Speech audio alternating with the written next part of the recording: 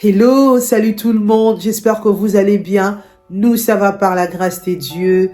Bienvenue dans cette nouvelle vidéo, bienvenue dans Porte de Fruits. Aujourd'hui, on va passer le temps dans les story time. Les amis, je viens de l'église, j'étais partie à une conférence en Allemagne, à Düren. Et là, le pasteur nous a dit quelque chose qui m'a beaucoup choqué et je me dis, je veux venir partager ça avec mes amis de YouTube, mes abonnés, ceux qui me suivent, ceux qui nous soutiennent. Peut-être que cette histoire va soulever quelqu'un de là où il est. Peut-être que ça va relever la foi de quelqu'un. Franchement, c'était vraiment choquant. Et j'aimerais partager ce que j'ai entendu aujourd'hui avec vous. Au fait, le pasteur nous a raconté l'histoire d'une femme, d'une jeune femme qui aimait beaucoup le Seigneur. Et c'était une femme qui servait Dieu avec beaucoup de zèle. Elle servait Dieu avec sa vie, avec son argent, avec tout ce qu'elle avait. Vraiment, tout ce qu'elle avait, elle servait Dieu avec. Elle était zélée, vraiment très zélée dans l'église. Elle servait Dieu avec vraiment beaucoup d'amour. Et ça se voyait vraiment qu'elle aimait beaucoup le Seigneur. Cette sœur, elle avait tout. Elle avait l'argent, elle avait le travail. Elle était bien assise, vraiment. Elle était vraiment stable dans sa vie. Et elle avait un côté qui la dérangeait. Il n'y avait pas le mariage. Et son âge commençait à avancer. Il n'y avait personne qui lui proposait en mariage. La sœur passait des années à l'église à servir Dieu. Et sa foi commençait à bouger. Il n'y avait personne qui s'intéressait à elle pour la demander en mariage. Il n'y avait pas de proposant. Il n'y avait personne, aucun frère, ni de l'église, ni de son quartier. Personne ne venait lui proposer le mariage. Et ça a commencé à la déranger. Ça a commencé à déranger sa foi. Ça a commencé vraiment à la rendre malheureuse. Et la sœur, elle était vraiment dérangée. Elle est venue une fois voir le pasteur. Elle dit, pasteur, je suis fatiguée.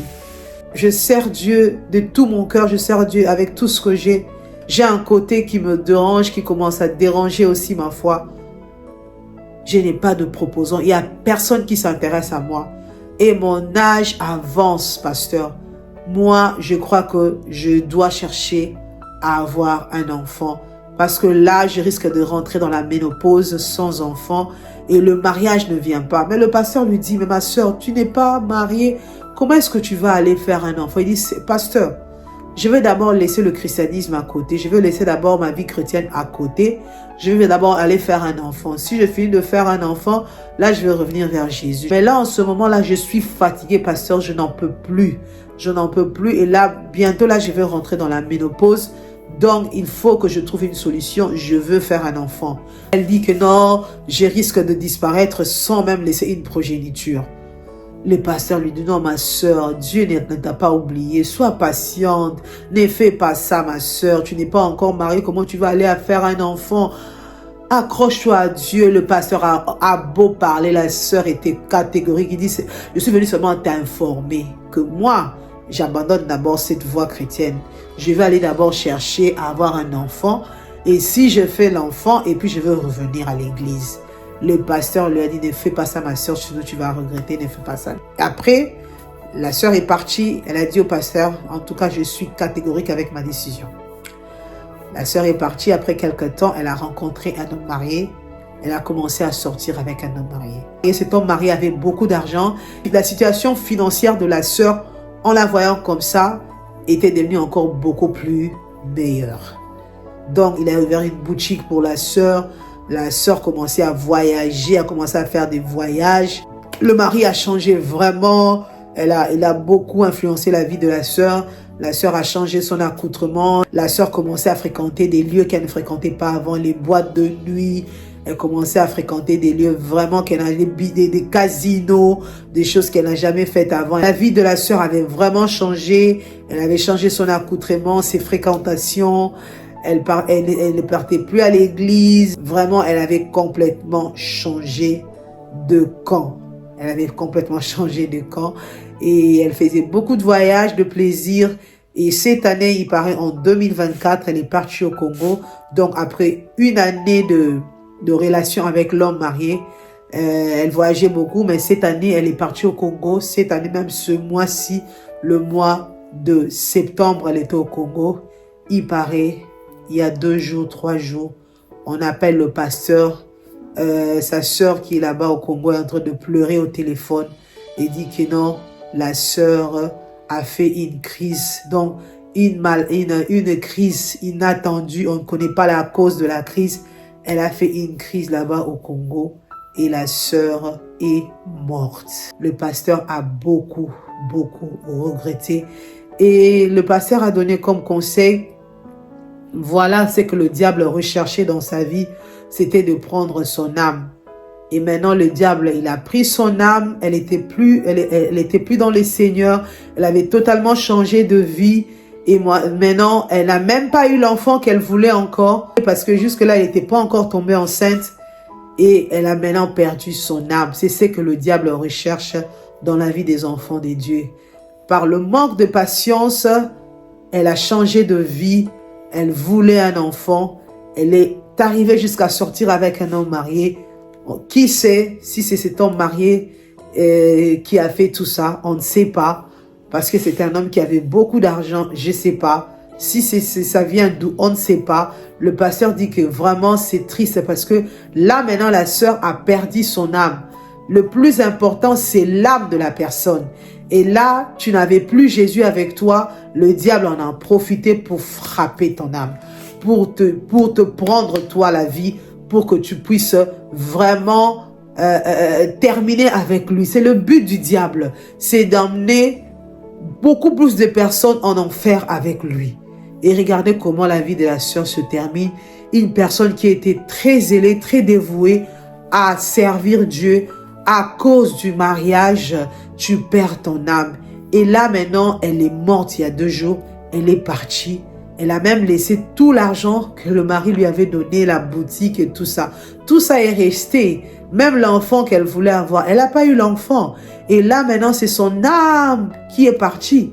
Elle a perdu son âme. Franchement, soyons patients. La leçon du pasteur, c'était soyons patients. Même si la promesse tarde, attends-la.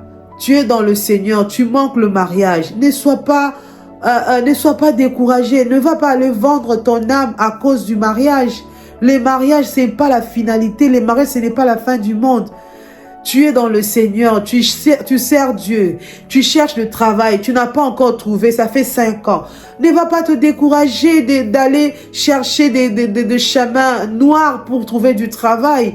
Parce que là, tu vas vendre ton âme et après, si tu perds ton âme, si tu meurs, même le travail que tu voulais avoir, tu ne vas pas le faire quand tu meurs, c'est fini, ton âme est partie, tu as perdu ton âme.